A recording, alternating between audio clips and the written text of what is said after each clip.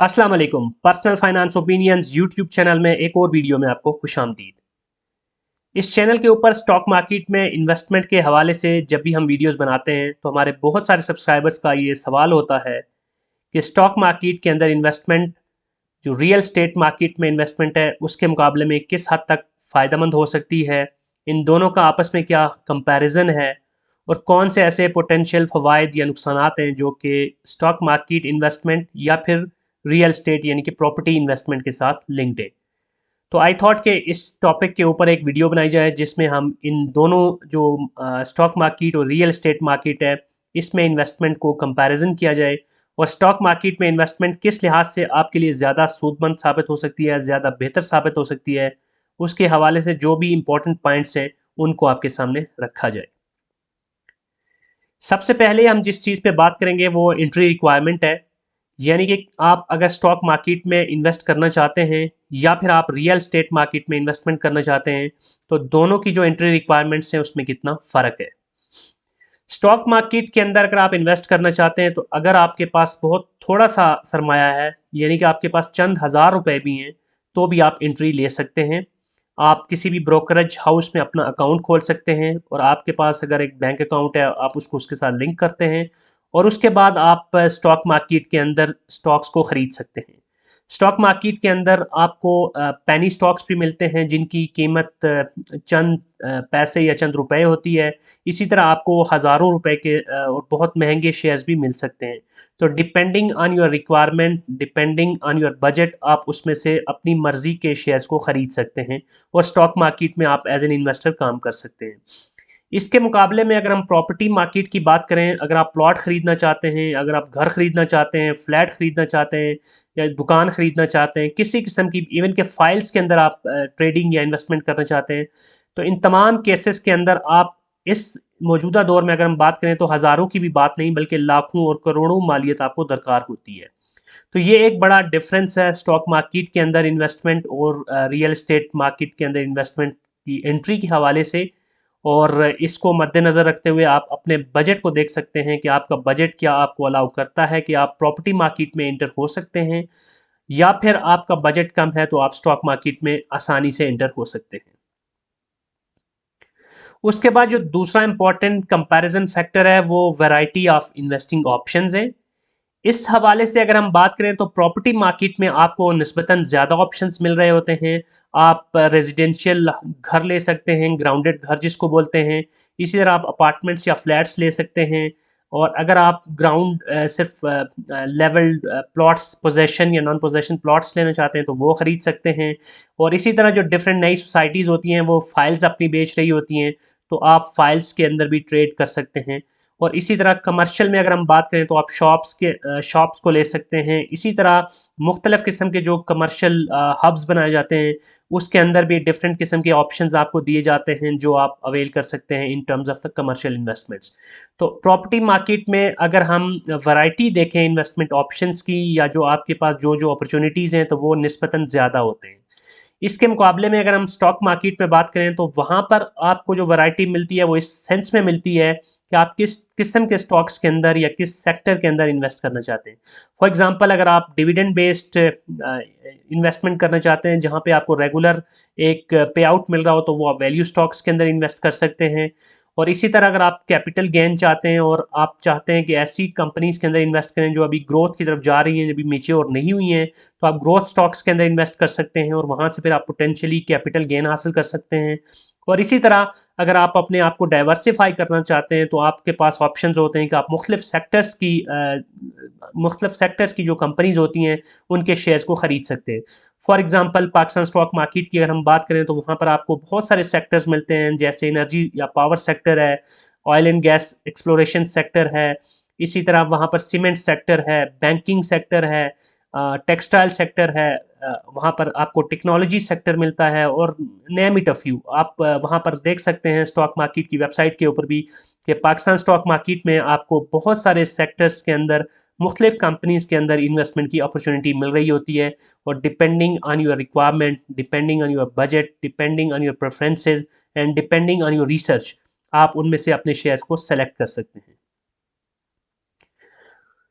उसके बाद एक और इम्पॉर्टेंट पॉइंट स्टॉक मार्केट में या कहीं भी आप इन्वेस्टमेंट करते हैं तो उसमें एग्ज़िट ऑप्शन का होता है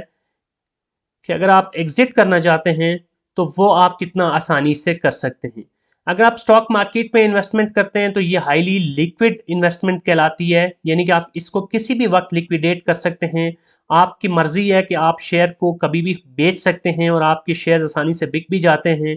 स्टॉक मार्केट के अंदर मेजॉरिटी कंपनीज़ की जो अगर हम वॉल्यूम्स देखें जो ट्रेड हो रहे होते हैं तो वो काफ़ी अच्छी अच्छी खासी मिकदार में होते हैं और उसकी जो फ्री फ्लोट होता है वो भी मेजॉरिटी कंपनीज़ का ज़्यादा है। तो उन कंपनीज़ के शेयर्स को ख़रीदना और बेचना दोनों आसान होता है। और कुछ कंपनीज़ ज़रूर ऐसी हैं जिनके शेयर्स काफ़ी कॉर्नर्ड होते हैं, तो उस केस में ये एक्सेप्शन है कि उनको ख़रीदना भी थोड़ा मुश्किल होता है और बेचना भी थोड़ा मुश्किल होता है। लेकिन इन जनरल अगर हम बात करें तो स्टॉक मार्केट में हाई लिक्विड आपके पास आपके एसेट्स होते हैं जिनको आप कभी भी बेच सकते हैं और कभी भी दोबारा ख़रीद सकते हैं। इसके मुकाबले में अगर हम प्रॉपर्टी मार्केट में बात करें तो वहाँ पर आपको अच्छी कीमत के ऊपर अपनी प्रॉपर्टी को बेचना आसान नहीं होता, क्योंकि प्रॉपर्टी मार्केट जैसे हमने पिछले पॉइंट में भी बात की थी कि वहाँ पर जो कीमतें होती हैं आपकी प्रॉपर्टीज़ की वो काफ़ी ज़्यादा होती हैं और जब चीज़ों की कीमतें ज़्यादा होती हैं तो पोटेंशियल बायर्स की तादाद भी कम हो जाती है और इसी तरह उसके ऊपर फिर आपको एक अच्छे मार्जिन के ऊपर उसको सेल आउट करना भी थोड़ा सा मुश्किल होता है। तो प्रॉपर्टी मार्केट में ऐसे नहीं है कि आपने सुबह प्रॉपर्टी खरीदी और शाम को बेच दी या आज खरीदी और कल बेच दी। It takes time to bring it into a position कि जहाँ पे आप प्रॉफिट ले सकें। इसके मुकाबले में स्टॉक मार्केट में तो हम देखते हैं कि हमारे पास डे ट्रेडर्स भी होते हैं। डे ट्रेडर्स सुबह के टाइम अगर ख़रीद रहे हैं तो वो किसी भी टाइम वो टेक्निकल एनालिसिस की बेस पे, कैंडलस्टिक पैटर्न्स की बेस पे और दीगर इंडिकेटर्स की बेस पे अगर चाहें तो जिस दिन वो ख़रीदते हैं उसी दिन भी अपने स्टॉक्स को वापस बेच सकते हैं। या फिर वो स्विंग ट्रेडिंग करना चाहते हैं तो स्विंग्स की बेसिस पे बेच रहे होते हैं, या फिर वो इन्वेस्टर्स हैं तो वो medium term, short term, long term किसी भी तरह की इन्वेस्टमेंट कर सकते हैं। तो compare to the property market, stock market के अंदर आपका एंट्री और एग्जिट दोनों बहुत आसान होते हैं।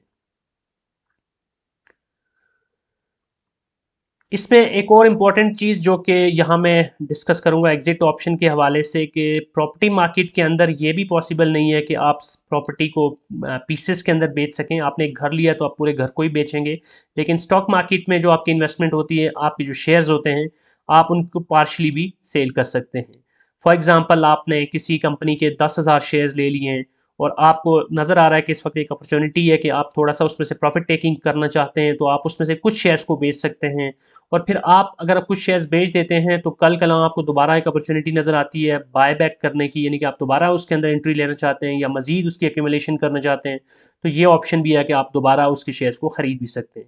So overall selling and purchasing दोनों आपके लिए बहुत ज़्यादा आसान होती हैं और एग्ज़िट करना आपके लिए आसान होता है किसी भी टाइम। जो नेक्स्ट इंपॉर्टेंट पॉइंट है वो पोटेंशियल फ्रॉड्स के हवाले से है। स्टॉक मार्केट में अगर आप प्रॉपर तरीके से अपना अकाउंट बना के खुद मैनेज कर रहे हैं और अपने बैंकिंग अकाउंट के साथ उसको लिंक करते हैं और आपकी जितनी भी ट्रेड्स होती हैं, जितनी भी आपकी इन्वेस्टमेंट्स हैं, आपको खुद उसको देख रहे हैं, तो इस केस में आपके साथ फ्रॉड के कोई चांसेस नहीं है। लिटरली इसमें कोई फ्रॉड नहीं है। लेकिन कुछ लोगों के साथ फ्रॉड इस तरह हो सकता है कि वो अपनी इन्वेस्टमेंट किसी के हाथ में थमा दें और उसे कहें कि वो उसके बिहाफ पे वहाँ वहाँ से परचेजिंग करे, सेलिंग करे। तो ये एक पोटेंशियल केस है जिसमें फ्रॉड ना भी हो तो ये ज़रूर हो सकता है कि आपके साथ कि वो बेहतर तरीके से आपके जो पोर्टफोलियो है उसको मैनेज ना कर पाए।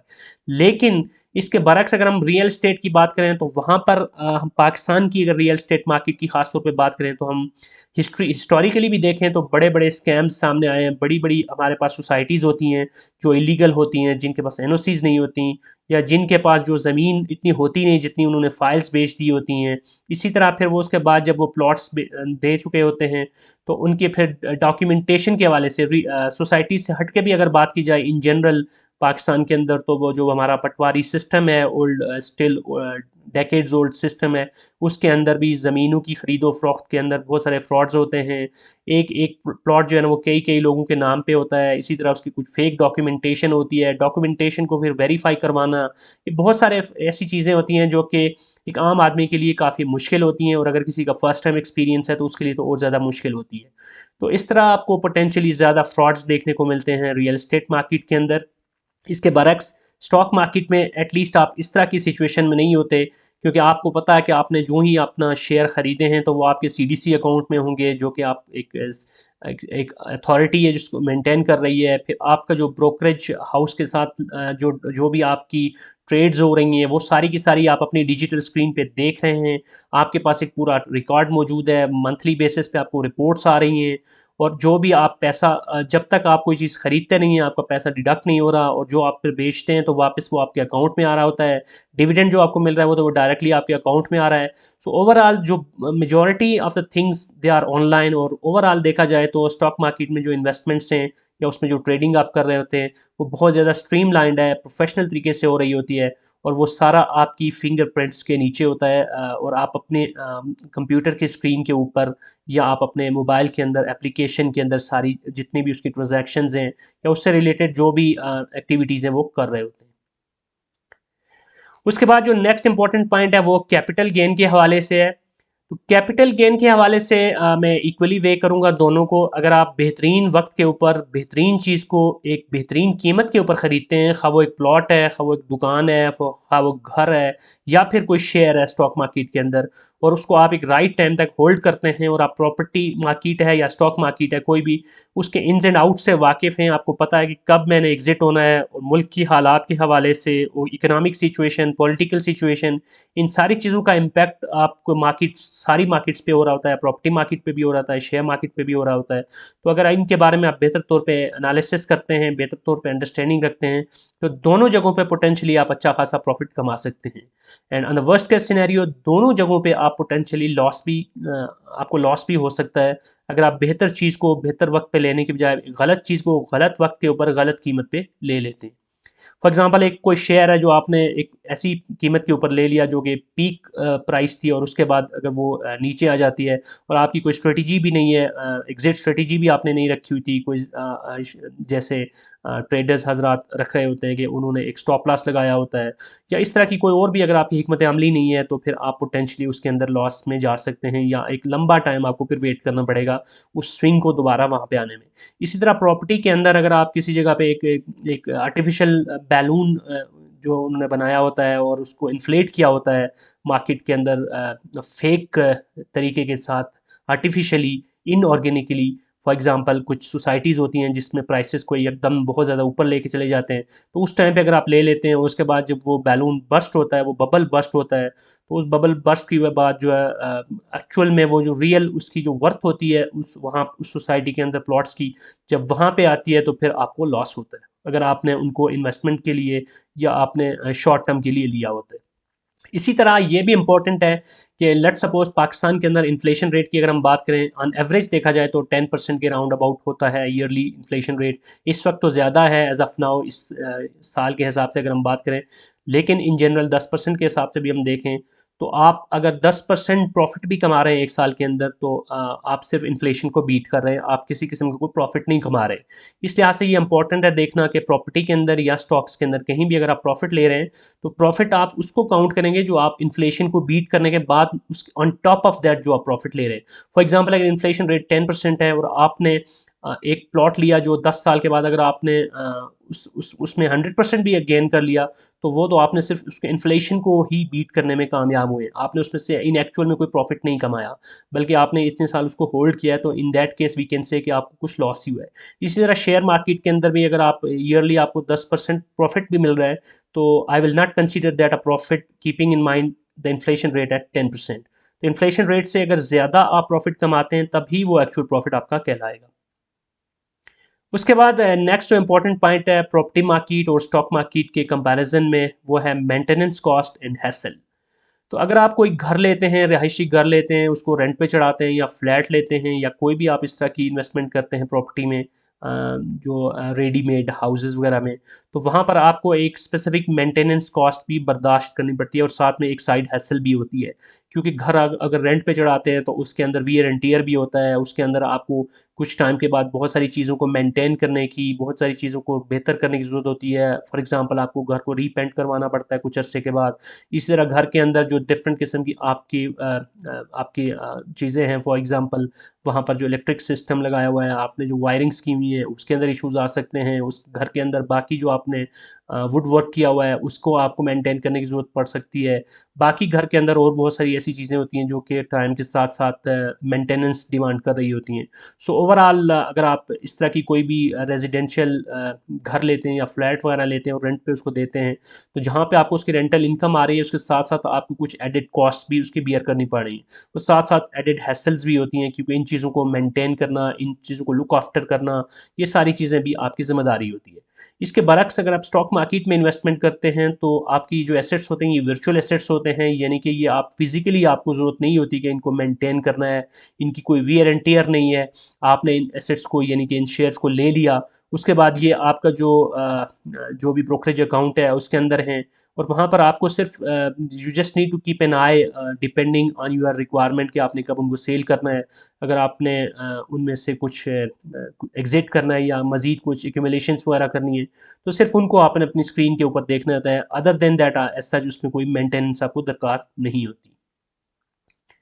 उसके बाद जो नेक्स्ट पॉइंट है वो रेगुलर इनकम स्ट्रीम के हवाले से है कि अगर आप घर, दुकान, फ्लैट वगैरह लेते हैं तो उसको जब आप रेंट आउट करते हैं तो उसमें से आपको एक रेंटल इनकम मिल रही होती है। दैट्स अ गुड थिंग, और वो आपकी एक साइड इनकम के तौर पर भी आ रही होती है और आपकी जो बेसिक एक्सपेंसेस हैं उनको किसी हद तक वो बियर करने में आपका साथ दे रही होती है। लेकिन इसके बरक्स अगर आप फाइल्स लेते हैं या प्लॉट्स ले लेते हैं तो उसमें फ्यूचर के अंदर तो आपको मुमकिना तौर पे जब वो प्रॉफिट में आप बेचते हैं तो आपको कैपिटल गेन मिलेगा, लेकिन as such on regular basis उसमें से आपको किसी किस्म की कोई इनकम जनरेट नहीं हो रही होती। यही वजह है कि प्लॉट्स वगैरह को बाज़ औक़ात लोग डेड किस्म की इन्वेस्टमेंट भी कहते हैं, क्योंकि इसमें आपको आपका प्लॉट आपने ले लिया फॉर एग्जांपल, अगर आप 20 साल पड़ा हुआ है तो 20 साल तक उसमें से आपकी जो अर्निंग होगी वो ज़ीरो होगी। हाँ, 20 साल के बाद अगर आपने उसको बेचा और अगर आपने इन्फ्लेशन को बीट करने के बाद भी कुछ उसको उससे ऑन टॉप ऑफ दैट भी कुछ पैसे ज़्यादा लेने में आप कामयाब हो गए उसको बेच के, तो that will be your profit and same goes for the files. लेकिन इसके बरक्स अगर आप स्टॉक मार्केट में इन्वेस्टमेंट करते हैं और आप वैल्यू स्टॉक्स ले लेते हैं तो उस पे आपको रेगुलर आपको डिविडेंड इनकम भी जनरेट होना शुरू हो जाती है। पाकिस्तान स्टॉक मार्केट के अंदर अगर हम देखें, मैंने बहुत सारी वीडियोस भी बनाई हैं इस चैनल के ऊपर कि majority of the bigger companies जो कि एक मेच्योर स्टेज के ऊपर पहुंच चुकी हैं वो आपको रेगुलर डिविडेंड दे रही होती हैं और उनकी डिविडेंड यील्ड भी बहुत अच्छी है। तो इस तरह की कंपनीज में अगर आप इन्वेस्टमेंट करते हैं तो आपको वहाँ से जो डिविडेंड मिल रहा होता है वो एज अ साइड इनकम भी आप यूज़ कर सकते हैं, और अगर आप चाहें तो उस जो डिविडेंड इनकम है उसको भी आप दोबारा री इन्वेस्ट कर सकते हैं। कंपाउंडिंग इफेक्ट के तहत आप अपनी जो ओवरऑल आपका पोर्टफोलियो है उसको भी ग्रो कर सकते हैं। कंपाउंडिंग के हवाले से भी मैंने एक वीडियो बनाई थी इस चैनल के ऊपर, उसको भी आप देख सकते हैं, जिससे आपको आइडिया होगा कि कंपाउंडिंग के जरिए आप कितनी जल्दी अपनी वेल्थ को बढ़ा सकते हैं। तो that's it from this video. I hope कि ये वीडियो आपको हेल्प करेगी टू अंडरस्टैंड कि आप स्टॉक मार्केट में अगर इन्वेस्टमेंट करना चाहते हैं in compare to property market तो कितना आपको बेहतर तौर पे उसका फ़ायदा हो सकता है, क्या उसके प्रोज एंड कॉन्स हैं, क्या प्लस पॉइंट्स हैं, और कैसे आप अपने पोर्टफोलियो को बेहतर तौर पे मैनेज कर सकते हैं। अगर आपका कोई भी क्वेश्चन है, कोई भी फीडबैक है, any difference of opinion is also welcome, और अगर आपका कोई और इसके बारे में आपका कोई सजेशन है कि किसी मज़ीद टॉपिक के ऊपर वीडियो बनाई जाए तो वो भी आप कमेंट सेक्शन में लिख सकते हैं। और अगर आपको ये वीडियो पसंद आई है तो चैनल को सब्सक्राइब करना और वीडियो को लाइक करना मत भूलिएगा। Thank you very much.